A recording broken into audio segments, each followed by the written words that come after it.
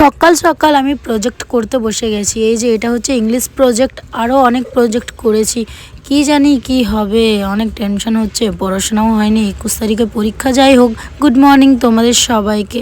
আর কি করেই বা পড়াশোনা হবে, মা বাবা ছিল না, বাইরে কাজে গেছিলো।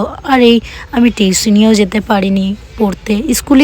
স্কুলে তো যাই না, টিউশনি গেলেও তাও মোটামুটি পড়াশোনা হয়, কিন্তু টিউশনিও যেতে পারি না, কারণ মা বাবা বাইরে কাজে গেছিলো। এখন মা বাবা চলে এসছে, কিন্তু এই কয়দিনে কি করব। আমার আর 2 দিন পর পরীক্ষা, ভিডিও করতে হয়, কাজ করতে হয়, কত দিকে কত সামলাতে হয়।